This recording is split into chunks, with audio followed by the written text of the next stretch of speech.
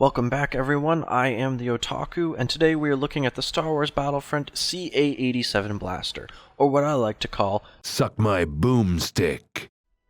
The CA-87 is actually the last blaster for me to review until new content comes out, and it's going to be a good one. So do make sure to stick around all the way to the end and see all the insane gameplay footage I have in store. Now I'm sure all of you have picked this thing up at least once, but then immediately put it back down, and for good reason. Even Battlefront's own description of this blaster is, quote-unquote, a retrofitted Jawa blaster that is deadly at short ranges. However, try to use it at medium or long range, and you're scuppered. And I don't actually know what scuppered is, but if I were to think of it, it would probably be something like this. For now, let's just go ahead and see what the CA-87 is made of, then I will give you my analysis, and then the best tips and tricks on how to use it. Pulling up the stats for the CA-87, we want to direct our attention towards the damage chart in the middle. However, just looking at the chart alone is going to be a bit misleading. That's because the CA-87 is actually very much like a shotgun in real life, in that it shoots a spray of projectiles each time you fire, 10 of them to be exact. So with that being said, the CA-87 starts off doing 15 damage times 10, up to 15 meters. After that, the damage begins to drop off, and by 40 meters you are doing 6 damage times 10. Adding up to a total of 150 damage, it's pretty safe to assume that every single shot that connects within that 15 meters is going to be a one-hit kill. After that point, you will begin to need 2 or 3 shots for a kill. But I can tell you right now that getting shots at that distance is not going to be easy. Keep watching to find out why. The CA-87 has a rate of fire of 75 rounds per minute. This is the slowest in the game of all blasters, and is definitely going to be very frustrating to deal with, even for the most accurate of players. The 87 also has the worst heat and bullet count in the game. You can literally only fire 3 rounds and then you will have to stop before overheating. So that's further emphasizing the fact that you need to be very accurate with your shots. It's pretty much do or die. The recoil pattern on the 87 is 0.2 horizontal to the left, 0.3 to the right, and then 1.5 vertical. This is pretty intense, and it's definitely going to show even at shorter ranges. For example, when shooting somebody near the edge of their body, there's a chance that many of those 10 projectiles won't hit because they have veered too far off course, thanks to the recoil. And by about 20 to 25 meters, the impact that the recoil takes on those buckshot is so severe that sometimes you will shoot someone and nothing happens at all. The bullets will hit and the game literally does not register any damage. It's almost as if it's saying, nope, too far, sorry. That's why I mentioned earlier that if you're expecting to get kills past that 15-20 meter range, it's very unlikely and very difficult to do. But thankfully, the CA-87 has no base spread at all, and also gains no spread when firing. This is actually the only blaster in the game to do this, but it's probably due to how severe the damage drop-off and recoil pattern already are. Adding in any sort of spread to mess with the accuracy would destroy this blaster to an even more unusable state. Okay, so now we got all the statistics out of the way, let's get down to it. What do I think of this blaster? Well, to be honest with you, I sure as heck don't use it unless I'm in a very good mood. This is not the kind of blaster that you want to pick up if you're having a rough game or you're already frustrated. There's a lot of times when you're using it and you'll just feel like you miss, you die. Enemy is slightly out of range, you die. Game doesn't register shots sometimes, you die. Lag, you die. So you just need to prepare to lose a lot of gunfights that you otherwise wouldn't. So why do I use it then? And well, that's because it can be very, very fun given the right circumstances. The keyword there was circumstances. I have only ever done well with this blaster on very specific game modes and maps. Even on the smaller maps, there's still going to be open areas that you need to watch out for.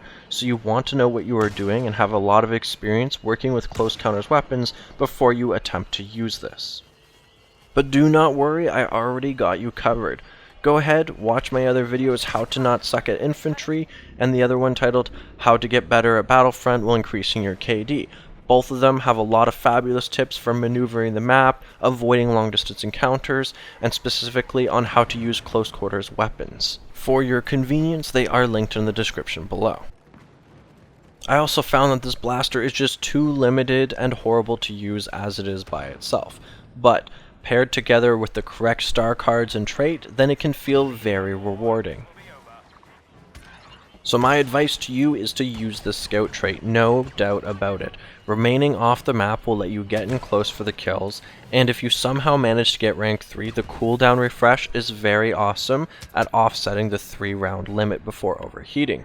There are times I was able to kill one enemy after the other without having to retreat, reset, or anything, simply because the trait was getting rid of all that heat that built up.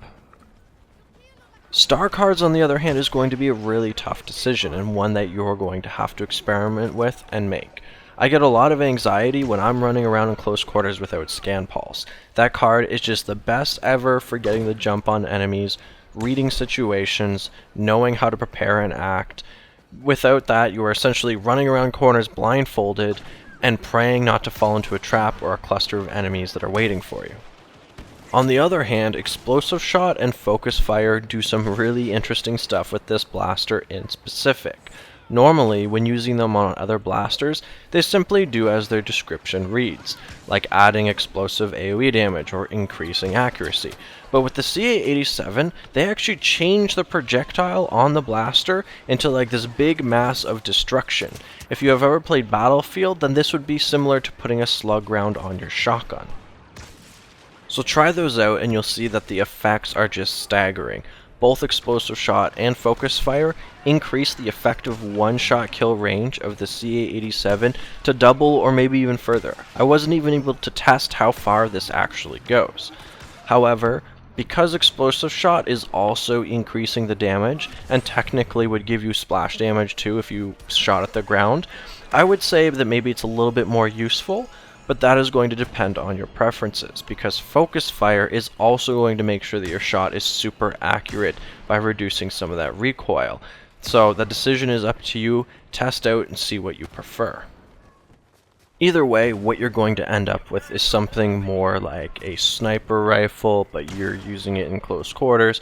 So it's interesting and it's going to take some getting used to, and it's quite different from how the blaster performs without anything at all. So like I said, just try them out and see what works best. It should also go without saying that you do need to use a jetpack with this blaster. Being able to quickly fly across the open area so you're not exposed, or close the distance between you and an enemy, is very important for being able to use this blaster in its effective ranges. The last equipment slot is going to be entirely up to you, and maybe it'll depend on what game mode you're playing. The pulse cannon is great for taking out huge chunks of health off of the heroes, where grenades and barrage is awesome for defending or attacking drop pods. Or if it's something else, just choose whatever suits your playstyle best or helps offset the weakness of the class to get a better overall balance. I thought that the bowcaster might also work really great because you're constantly flying around using the jetpack to engage into enemies, and then that way you could just charge it up and use it anytime you're going in, because you're going to be flying in there anyway. That will further emphasize its usefulness, so do give that a go. Overall, this blaster is really challenging, and it can be so damn tough just to get any kill, but when you do it, you're like, yes, I killed you with like the hardest, most skilled blaster in the game, and that's a really awesome, fun experience to have. So if you're like me, you enjoy the challenge, you're bored with your blaster, you want to try something else, then give it a shot. Just don't expect it to come easy at first. It's going to take practice, you're going to have to change your playstyle around, but eventually you will get it, and it'll feel great. I hope you enjoyed this blaster review as much as I did, so do give it a like. I do make sure to include the best gameplay footage I can so you can see it living up to its full potential. Make sure that you are subscribed, because there is going to be so much awesome content to come, covering everything from heroes to star cards, game modes, and more. But until then, as always, may the Force be with you.